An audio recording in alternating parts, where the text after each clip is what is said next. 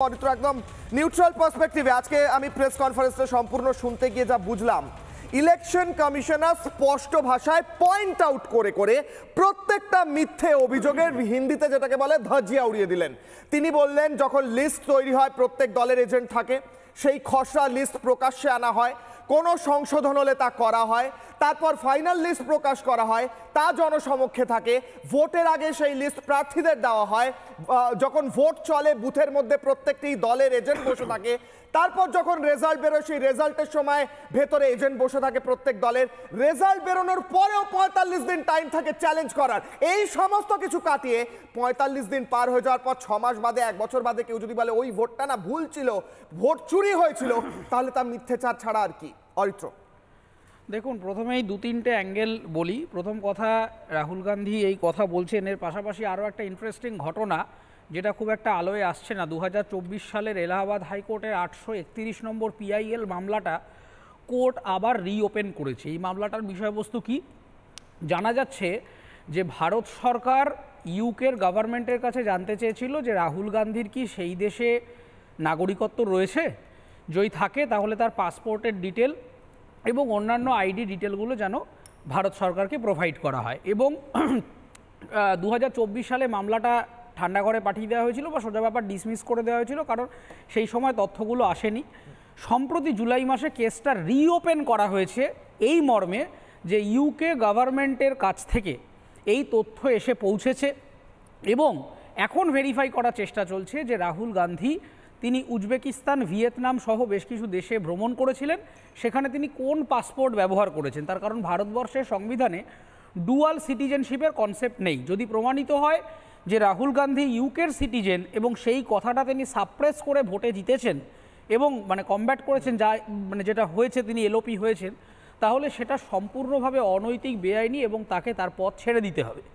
দ্বিতীয় কথাটা হচ্ছে, আমার খুব ইন্টারেস্টিং লাগছিল যে ভোট প্রক্রিয়া জালিয়াতি হয়েছে ইত্যাদি হয়েছে। আমি খুব কমন সেন্সে সাধারণ ভাষায় বোঝার চেষ্টা করছিলাম যে ভোট প্রক্রিয়া জালি হয়েছে। আজকে ইলেকশন কমিশন একটা খুব ইম্পর্ট্যান্ট কথা বলেছে যে আপনার কাছে যদি তথ্য থাকে আপনি ৭ দিনের মধ্যে এফিডেভিট দিয়ে প্রকাশ করুন, আর যদি না থাকে তাহলে উড়ো খবর বলবেন না। উনি তো বিরোধী দলনেতা একটা দেশের, উনি তো ওই সাধারণ ফেসবুক টুইটার ইউজার নন।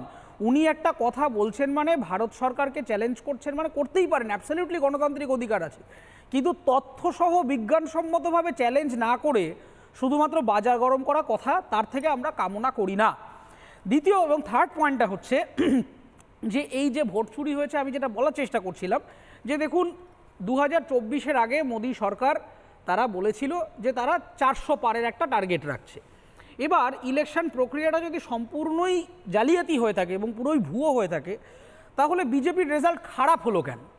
এবং উত্তরপ্রদেশের একাধিক জায়গায় যেটাকে বিজেপির গড় বলে চেনা হয়, সেরকম বহু জায়গাতে, অযোধ্যার মতো জায়গাতেও বিজেপি যথেষ্ট খারাপ ফলাফল করেছে এবং এমনই পর্যায়ে গেছে যে জোট সরকার তৈরি করে ক্যাবিনেট তৈরি করতে হয়েছে। তার মানে বিরাট অঙ্কের যে জনসংখ্যা, তারা যে বিজেপিকে পছন্দ না করে অন্য কাউকে ভোট দিয়েছেন, সেই কারণেই তো বিজেপির সিটটা কমলো। তার মানে মানুষ যারা বিজেপির বিরোধিতা করেছেন, ভোট দিয়েছেন বলেই তার সিটটা কমেছে। তাহলে ২০২৪-এ লোকসভা হয়ে যাওয়ার ক্যাবিনেট ফরমেশন হয়ে গেল, বিরোধী দলনেতা হিসেবে রাহুল গান্ধী পার্লামেন্টে অ্যাপিয়ার করলেন, অধিবেশন আরম্ভ হয়ে গেল, এখন হঠাৎ করে তিনি এই কথাগুলো এসে যে বলছেন এবং এই যে যাত্রা করছেন, আমি আমার কনক্লুডিং রিমার্কে এটাই মনে করেই দিতে চাইব যে এই কংগ্রেসের হাত ধরেই কিন্তু ৩২৯-এর এ নামক একটি আর্টিকেল আমাদের ভারতবর্ষের সংবিধানে ইনসার্ট করেছিলেন ইন্দিরা গান্ধী, যেখানে বলা হয়েছিল যে সুপ্রিম কোর্ট প্রাইম মিনিস্টারের কোনো রকম ইলেকশানে ইন্টারভেন করতে পারবে না। যদিও পরবর্তী ক্ষেত্রে সুপ্রিম কোর্ট সেটাকে স্ট্রাইক ডাউন করেছিল বেসিক স্ট্রাকচার ডক্ট্রিনের জন্য। তার মানে যে কংগ্রেস একসময় ইমার্জেন্সির মতো ঘটনা ঘটিয়েছিলেন, যে কংগ্রেস একসময় সুপ্রিম কোর্টের ক্ষমতার অপব্যবহার করে, সুপার লেজিসলেটিভ ক্ষমতাকে ব্যবহার করে এই ধরনের আর্টিকেল সংবিধানে ঢুকিয়ে দিয়েছিলেন যে প্রাইম মিনিস্টারের ইলেকশনে ইন্টারভেন করতে পারবে না, আমার খুব খারাপ লাগে, আবার ইন্টারেস্টিংও লাগে যে সেই কংগ্রেসই আজকে ভোট চোর, প্রাইম মিনিস্টার ইত্যাদি বিভিন্ন রকম ক্যাম্পেন করছে। ফলে আমার কনক্লুডিং রিমার্ক এটাই, রাহুল গান্ধী অ্যাবসলিউটলি যদি মনে করে থাকেন যে ভোট চুরি হয়েছে, তার কাছে তথ্য আছে, আমি আশা করব আগামী ৭ দিনের মধ্যে তিনি এফিডেভিটটা দেবেন, আমাদের কাছে স্পষ্ট হবে। তাতে যদি প্রমাণিত হয়, নরেন্দ্র মোদী কেন, কেউই তো রুল অফ ল এর বিয়ন্ড নয়।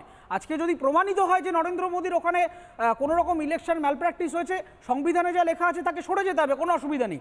কিন্তু শুধুমাত্র হাওয়ায় উড়ো খবর তিনি যেন না ছড়ান, তিনি যেন এফিডেভিটটা ফাইল করে দেশের নাগরিকদের কাছে তার বক্তব্যটা স্পষ্ট করে ঠিক জানান। আমি নানা ধরনের কন্টেন্ট দেখার জন্য লাইক করুন, শেয়ার করুন আমাদের ফেসবুক পেজ, সাবস্ক্রাইব করুন আমাদের ইউটিউব চ্যানেল।